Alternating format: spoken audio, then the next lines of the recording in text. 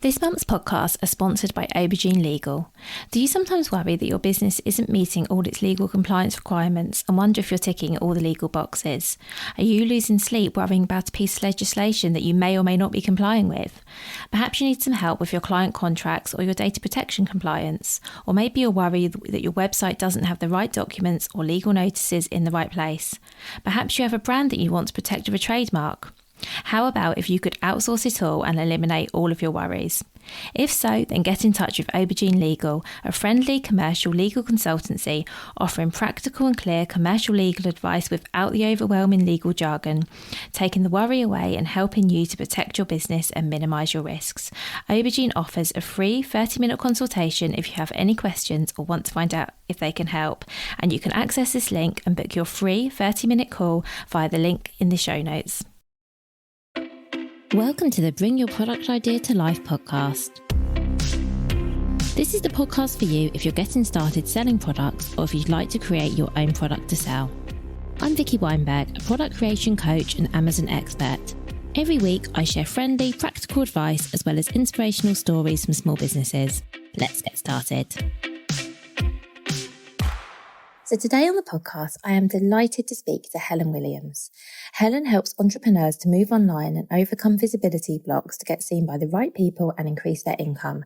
So what Helen and I talk about today basically is getting visible. So we mainly focus our conversation on social media, and Helen talks a lot about the importance of putting your face on social media, which I have to be honest, is something that terrifies me, although I have done it a few times since speaking to Helen, why we need to get more visible, and importantly, I think, ways that we can get more visible online in really tiny baby steps so it doesn't seem so scary and overwhelming. So I personally took a lot away from this episode. I really hope you do too, and I would love now to introduce you to Helen. So hi Helen, thank you so much for being here. Hi Vicky, lovely to be here. Thank you. Well, thank you for joining me. Can we please start by you giving an introduction to yourself, your business and what you do? Absolutely. So my name's Helen Williams. So I run a coaching business. So I work predominantly on Instagram. So I coach people who want to set up online and get more visible.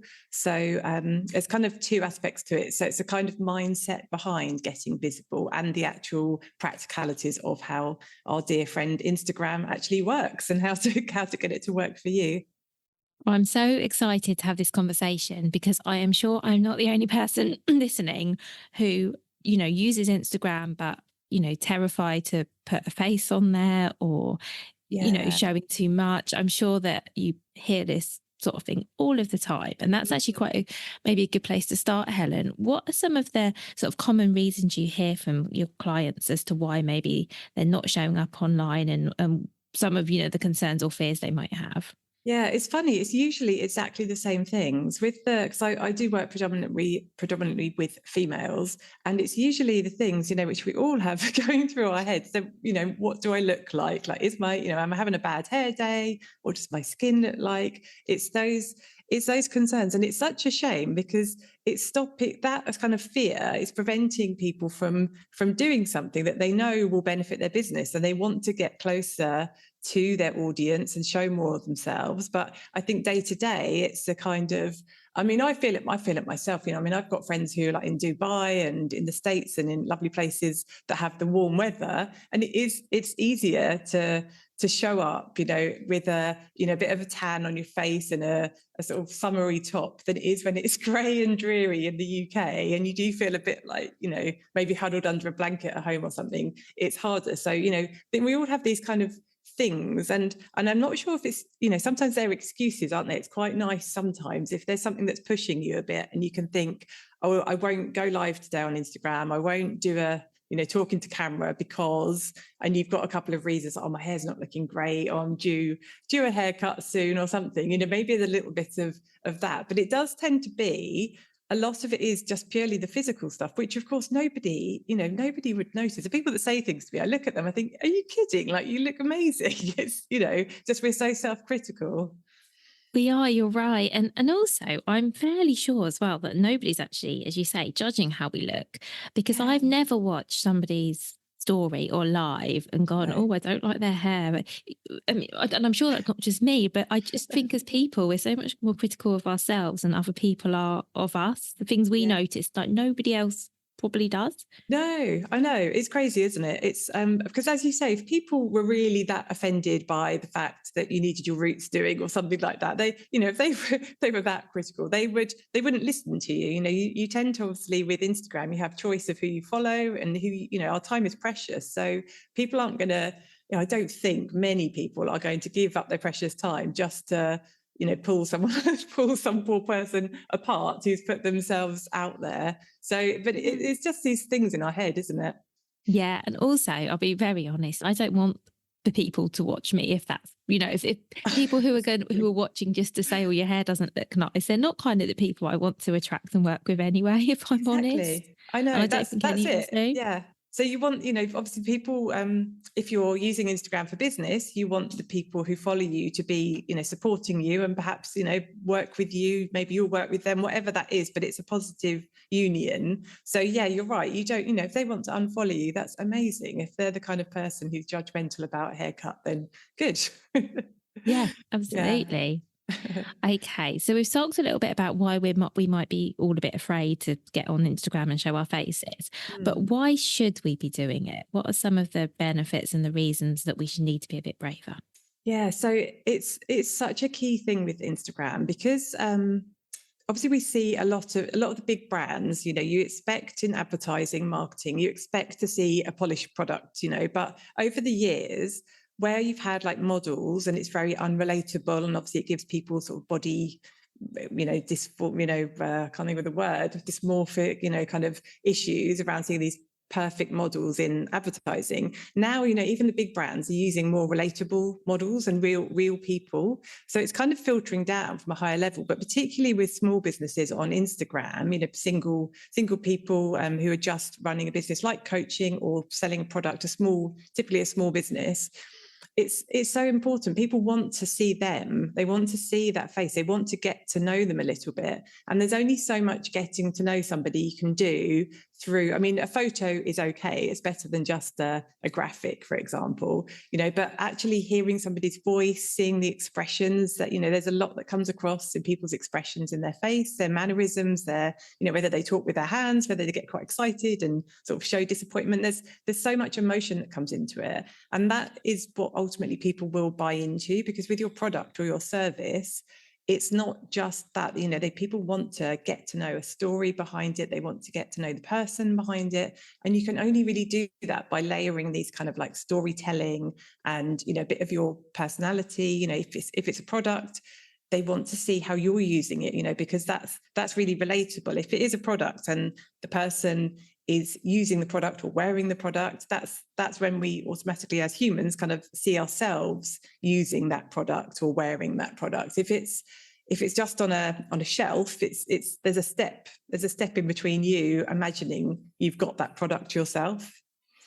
That makes sense. And I think you're right. I've definitely noticed a shift towards seeing more, I'm putting real people in air quotes, real people, Yeah. using products Mm. online, which I think is amazing. And even with like the whole influencer thing, I'm seeing a lot of what I would consider Yes. smaller accounts Yeah. sharing products that they're working with.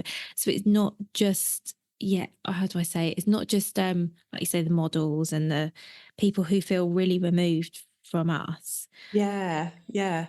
And Yeah, it's also I've noticed that recently, actually, just sort of scrolling on TikTok and Instagram, like some of the like Sweaty Betty, they're using influencers now, and they're not even influencers. I've just done a bit of research on this actually, just because I suddenly noticed Marks and Spencers are doing it. Sweaty Betty, I'm sure there's others, but it just occurred to me they're normal people. They're kind of and as I say, they're not influencers. They're just people, like almost trying clothes on just in front of the camera, kind of like, oh, I've just bought this, jumper from Marks and Spencers. It's £22, but look how amazing it is. Just like you might almost if you were showing a friend, if it's a friend that you can't see in person, you might sort of do a video message for them, for example. It's very much got that feel to it. It's very, very friendly and very relatable. And I think that's getting bigger and bigger. That's the UGC, the user generated content. I'm seeing so much more of that. And I think I really like that sort of content. Mm, Funny, I've seen the same examples that you're mentioning.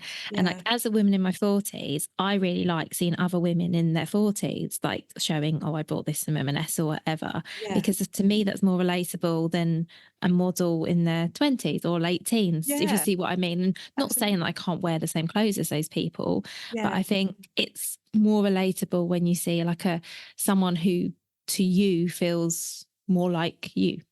yeah, Not absolutely. explaining that very well, but you know what Yeah, I no, I mean. know what you mean. Because I think there was a when it first started coming in, it was all of a sudden all about sort of plus size models because obviously traditional models were stick thin, and for a lot of people that was they couldn't relate to that. So I think then it went the other way, and there's this big sort of push on sort of curvy women and the larger like plus sizes, which again was great. But I think now it's kind of finding a steady pace of just very normal, not the extremes, but just very normal and a really good mixture as well. Because I'm quite naturally thin, so again, if there's like plus size curvy, I can't really relate to that.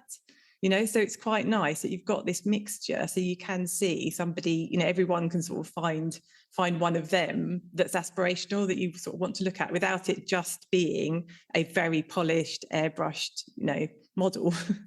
Yeah, that makes sense. And Mm. also, just to build on everything that you've been saying, I was having, funny enough, a conversation this morning, another podcast interview, and it was about PR.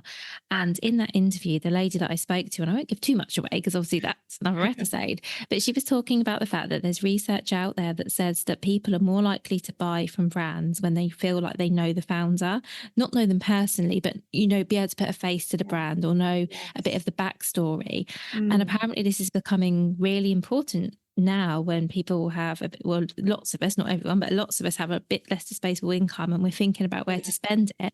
And Yeah. she was talking about the importance of knowing there's a person behind the brand and how that is actually making people more inclined to buy them from a Oh, brand that's maybe interesting. more faceless. And so I think that ties in really nicely to what we're talking about here as well. Yeah, it does. Yeah, I think there's so much more about that. It's a deeper connection, isn't it? And I don't know if it's like a just a natural progression after the COVID years, in that we want to get a bit closer. I know much in my sort of field of work with the coaches, there's much more about networking and in-person events is, really big. People are really craving, I think there's also this kind of thought of, particularly because it's the winter now, I hope that never happens again.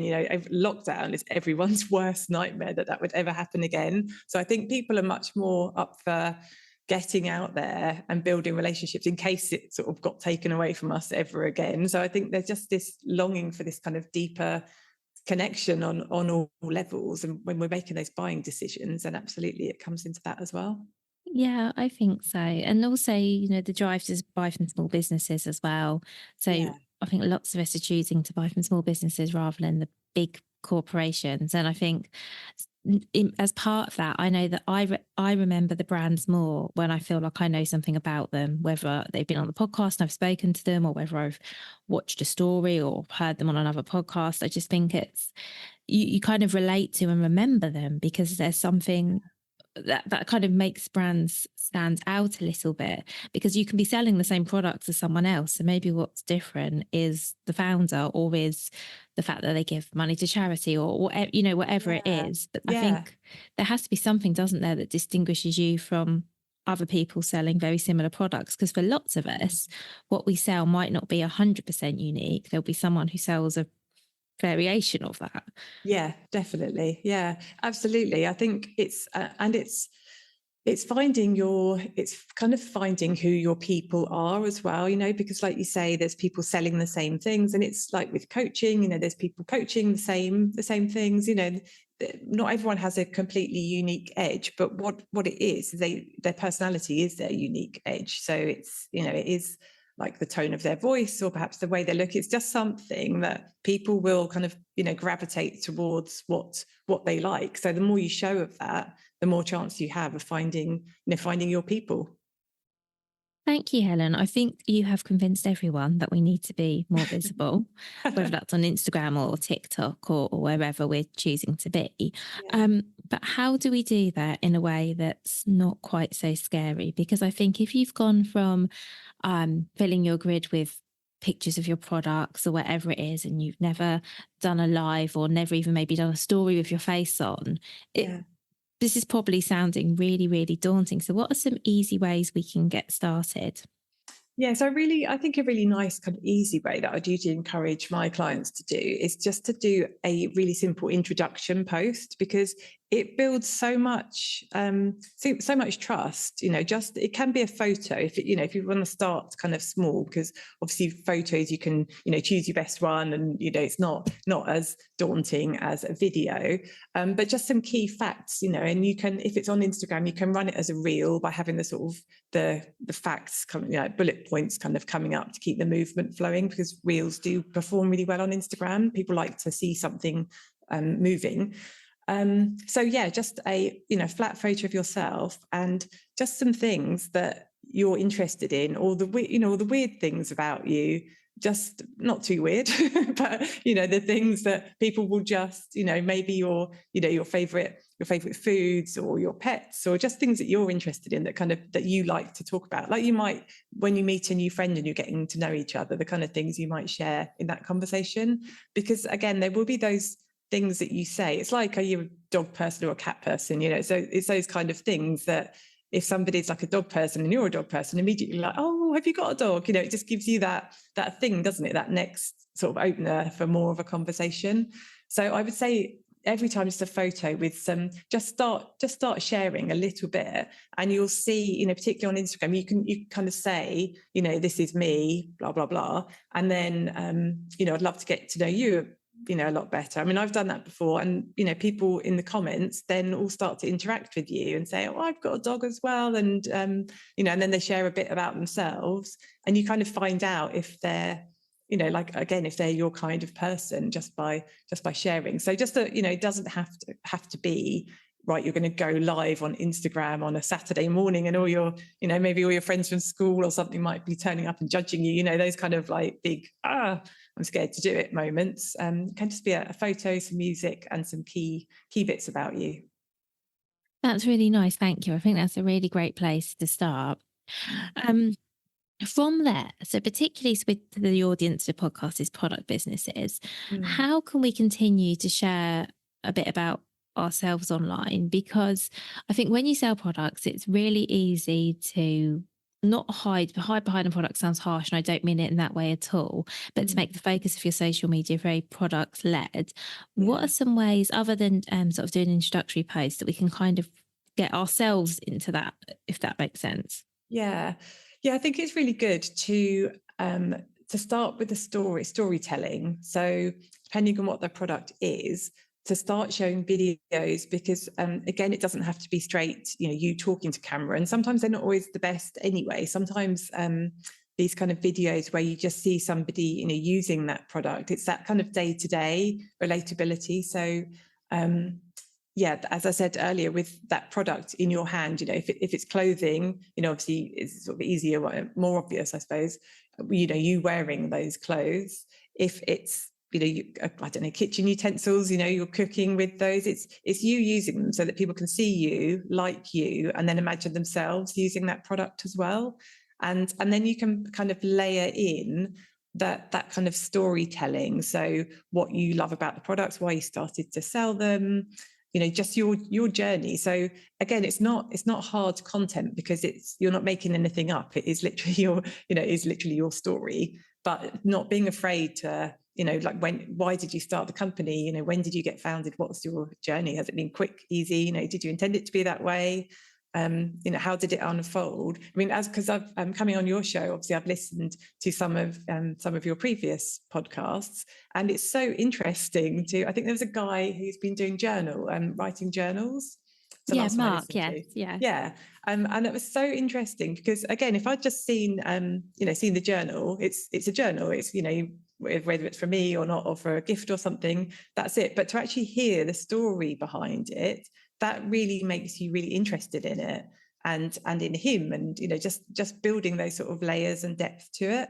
So I think the more you can bring that bring that in and start showing yourself using it and why you're using it, pictures of yourself, just bringing it in. It just builds up, because people won't just see something. Well, I suppose they do sometimes, but generally it takes, I think it's like 7 times or something for people to see something, be presented with it before they decide to buy. So the more you can do it, it just adds in more depth, and then that's when people will be like, right, I'm going to purchase. So these different kind of ways of doing it is quite, I plan my content out, and I think once you kind of get structured in that way, you can consciously decide sort of how, it could be one week you're going to focus on how your product benefits like family life, or mothers, or whatever it is, but try and be more sort of deliberate about how you're using it. Thank you so much. And that leads me on really nicely to my next question, is like, how often do we need to be showing up? It's not around how often do we need to be posting on social media, but how often do we need to be visible on our channels? Yeah, I think really because of the algorithm, particularly on Instagram, but I guess all social media, they don't, it's not like it used to be where everything would get shown to everybody. We only get, drip fed some bits of it. So you're not going to see everything that somebody's putting out there. So I think sometimes if you're creating content on Instagram or social media, it can feel that you're perhaps talking about the same thing all the time, but you do need to, because repetition is king. So it's, the more people hear it sinks in. So I think, it shouldn't overtake you. If you're all day putting content out, because it can be very time consuming. I think you need to find something that fits with your lifestyle and doing other things as well. But I think really, I try and go for like 3 to 5 kind of decent reels or decent pieces of content, and then stories on Instagram are like so important, because that's the real quick bits which people love to just tap across stories. It's all, this is it. Social media, TikTok is so popular because it's such quick form. It's it's just really quick turnaround, isn't it? You just tap and you just swipe or whatever it is onto the next one very quickly. So I think it's a key to like not overthinking it, just getting out there and getting more familiar with thinking it's not a really massive deal. It's like people aren't going to be analysing your content like you're analysing it. They're going to either like it and swipe on, or it's a very quick decision. So the more you do it, the better, the more chance you've got of people actually seeing and connecting with you. That's really helpful. Thank you. And in terms of stories, for stories, again, do you recommend that people show their faces, or is it enough to show a bit of your life and what you're doing?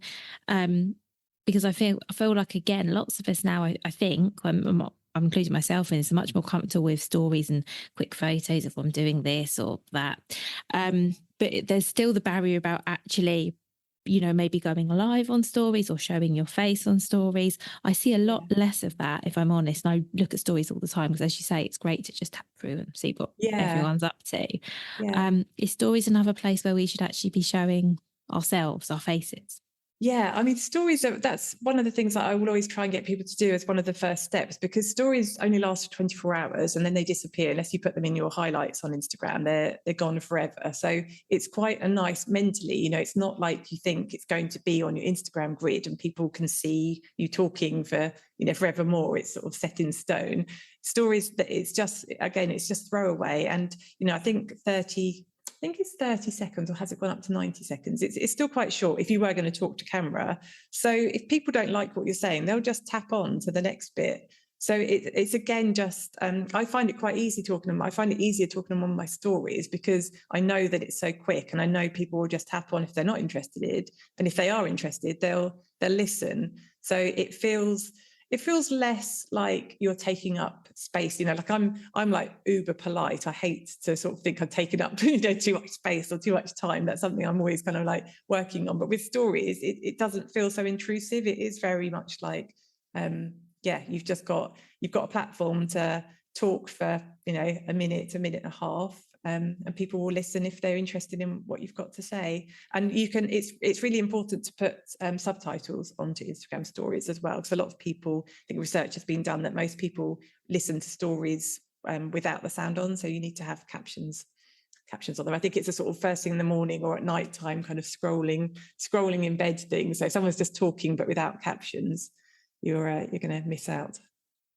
Oh, that's useful. I'm thinking about it. You're right. I almost never have sound on for stories, No. and I will swipe through something without Yeah. subtitles. Is there Yeah. an easy way to add those? Sorry to ask a technical question, but Oh I yeah, don't no, know. it's really easy. So up the top you have like stickers and text, so you can add your own text and links and all like hashtags and things like that.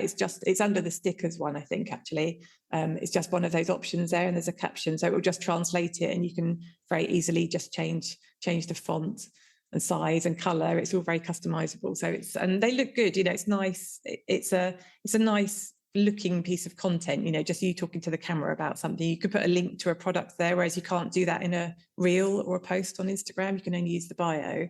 So that's a nice feature as well. Oh, I really didn't know. So you can see how little I talk to camera. I really didn't know that you could add captions from within Instagram. I thought it was because it used to be the case you had to record your videos, didn't you? And then you had to add them in, Yeah. and then you had to. Yeah, wow. I think that's hopefully. I mean, that to be honest, will make me more likely to do videos. The fact that I don't have to go through all these steps. So hopefully, that's really useful to anyone else who didn't realise that was there. Yeah, it's a really quick, easy way to just, as I said, like without overthinking it. Because if you are having a bad hair day, you can put a filter on as well. You can put a nice black and white. Black and white's quite flattering, I find normally, and it looks quite nice. You can have a coloured text on it. It's quite quick and easy just to get your face up there. And as I said, like it's so quick, and 24 hours it's gone. So, it's not one to overthink. It's just nice to jump on, say a few words, and yeah, they're really effective. That's really useful. Thank you. So, as well as talking about sort of ourselves and how we maybe found the stories and how and why we use products, is there anything else that product businesses in particular could be sharing? Um, I think really it's just that like building up the story, showing their backstory, showing a bit about them and their product and how they use it, and even like kind of comparing it to coaching it, but like success stories. So talking about customers who have bought their product and why people are buying it, maybe sales trends as well. Just giving people a bit more depth behind the product and the whichever sort of area it's in. There's so much you can, if people are interested in what you're selling, they'll want to know that stuff. And again, if they're not, that's fine. They can unsubscribe or whatever. But the ones who are interested, there's a lot there you can kind of build up. If there's a sort of heritage to your brand, or if it's a family business, there's some really nice techniques you can use just to like with the stories. Again, that can be your sort of behind the scenes. So you can almost have your grid as your sort of official posts, but then the people who are really interested will be clicking through your stories. And with Instagram stories, you can see who's been looking at them, so that's really nice as well. You don't get that on Instagram, obviously. How many views your reels have had, you can get insights, but on the stories you can actually see the people that are looking. So when you see those names, you get your kind of people that are looking every day. That they're people that are actually interested, so it gives you a kind of hot buyers list as well, which is really good. Yeah, I hadn't thought of that. That's really useful. Thank you. And I also really like, just coming back to something you said a while ago, but I didn't want to not acknowledge this. I really like what you said about the fact that not everyone sees everything, and it's okay to sort of be repetitive, because I think that's another concern. It's something that definitely I have, and I'm sure I'm not the only one, where I feel like, oh, I said this a few weeks ago, or I'm always saying the same thing. I'm always banging on about the same old topics.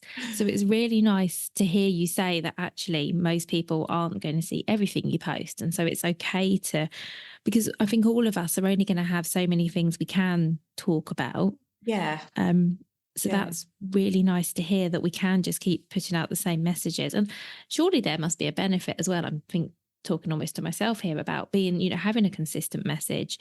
If I think as a consumer, I think I would rather see someone talk about the same messages over and over than feel like actually they change what they're about every couple of months, because that's actually quite confusing and doesn't really build much trust. Yes, exactly. It's building your name as the expert. So it's if you are talking about a particular thing, as long as it's not exactly the same, as long as you've of course. it up slightly. But yeah, if people won't see it and think, oh, she's, like you said, sort of banging on about the same thing, or be like, oh, she's the expert because she's talking about that again, but she's added a bit more depth, or she's added, this. It's like, oh, there's that person talking about that thing, and then that's how you become the sort of go-to person for that thing that you're talking about. So it is really important to stop thinking that you're boring or talking about the same thing, because that's you projecting that. It's not actually how the consumer will be viewing it. Thank you. That's really good. That's really good to hear that as well, Helen. And I guess my final few questions, thank you so much for all you've shared so far, is have you got any advice for how you can sort of appear more confident online, perhaps even if you're not? Yeah. Yeah, definitely. There's a whole, really with sort of going, either going live or showing your face, kind of talking to the camera. It is one of those things, like most things in life, the more you do it, the easier it will become. And you get sort of used to hearing your own voice, don't you? You get used to sort of saying the same things effectively, because that's, what we were just talking about, what you need to do. But there's lots of different ways. So, because Facebook and Instagram, obviously they're both Meta, they're, very similar. Facebook has like Facebook groups. So you can set up a private group and not give anyone else access to it. So it's only you in it. And you can go live in that group and it saves it so you can watch it back. So that's a really nice like practice area to do it. You can actually go live. You feel that kind of almost that adrenaline surge of, oh my gosh, I'm live. But no one's going to see it, and then you can do those. And then if it did go well, you can then put it public, so people can see it. But it really is just practicing. There's an app called Captions, which has this AI feature on it where you can be looking, you could effectively be reading a piece of paper or have some notes. As long as you've got your face kind of more or less face on, your eyes can be going over to the side, and it will put your eyes back to the front, if that makes sense. Clever. So it actually moves, and it's very, very good. So there's things you can do if you're worried, because I think that's another concern people have, is they're going to start talking and like lose their thread, or forget, or not sort of give some of the key messages out. So it's there's ways of getting around that, or you can just have a piece of paper and glance down occasionally. You don't have to be staring right into the camera all the time. That's quite intense anyway. So or actually another one I really like is if you either get someone to interview you or pretend someone's interviewing you. So you're looking off camera as if somebody's just asking you these questions. You can always say, like repeat it back to yourself and then answer it. That's quite a nice way to just break up the kind of the pressure of sort of sitting, you looking down the camera. So there's different ways, but it is just really doing it and getting more comfortable with it. And then you'll start to sort of get feedback from people, and that gives you the confidence to do it more. That's really helpful. Thank you. Really, really helpful. And I really like the thing about the camera, because I always struggle with knowing where to look. Like, do I look just intently down the lens, or do you look just to the side of it? And I spend way too much time thinking about how my eyes look and where they're pointing, which is really silly. But I think we all have these really small, that are possibly a bit silly things. But it just comes back to the excuses we were talking about at the beginning, I think. Yeah, it does. But, if you see interviews that we watch on the television or podcast, Diary of a CEO podcast, when you actually watch it, they're not looking at the camera, they're having a conversation, and you're listening and watching in. It's not somebody just sitting there, like, as I said, sort of staring down the camera. So it's quite a nice, it kind of breaks it up, doesn't it? And it's maybe not as salesy as well, because you feel like you are listening in, you're listening it to get something from it, to get some knowledge from it, or to learn more about a product. So that's another kind of nice way, without having to sit there with the sort of old fashioned kind of, big advertisement to sell. It's just trying to make it a bit more friendly and a bit more approachable. That's really useful. Thank you. And thank you for everything you shared, Helen. I have just one more question. I promise this really is the last one. What would your number one piece of advice be for anyone who wants to show up a bit more online?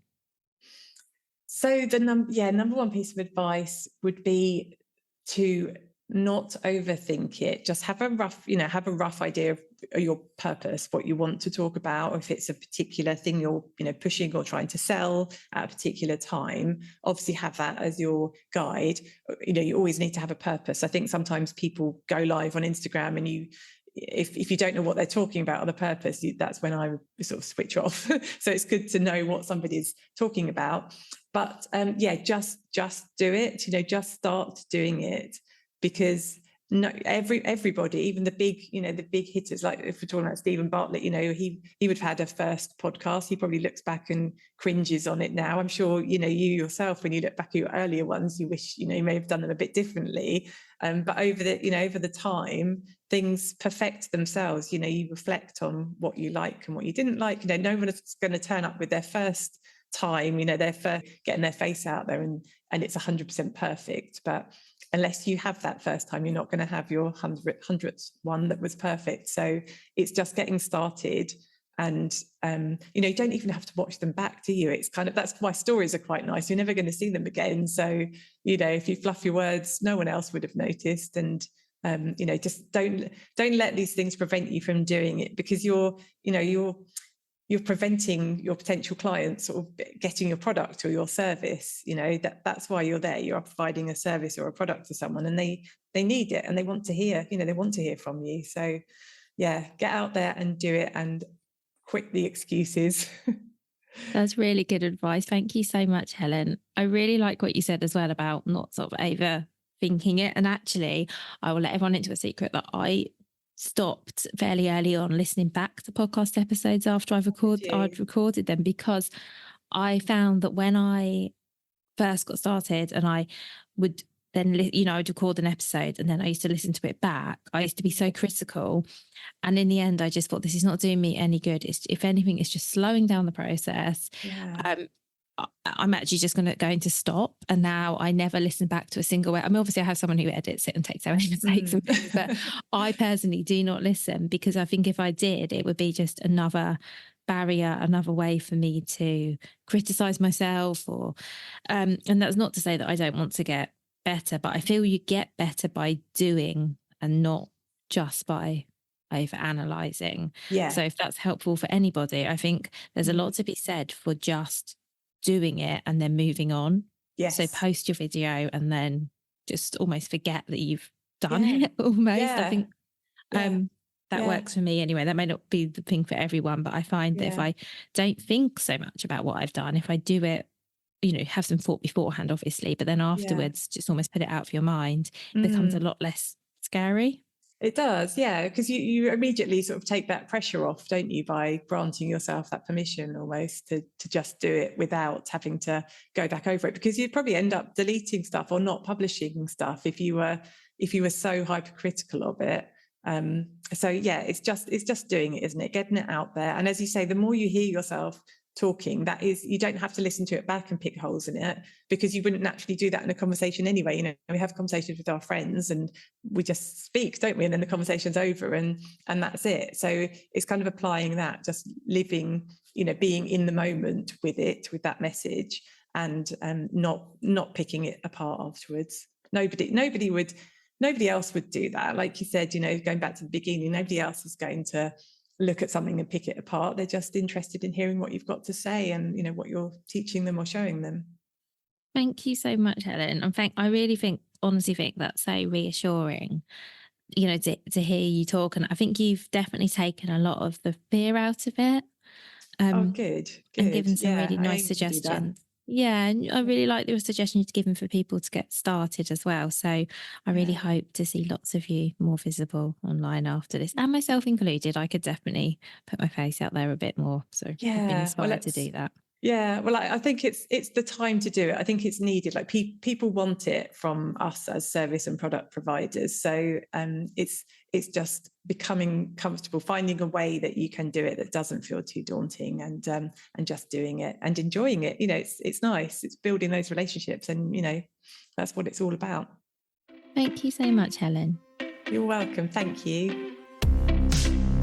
Thank you so much for listening right to the end of this episode. Do remember that you can get the full back catalogue and lots of free resources on my website, vickyweinberg.com. Please do remember to rate and review this episode if you've enjoyed it, and also share it with a friend who you think might find it useful. Thank you again, and see you next week.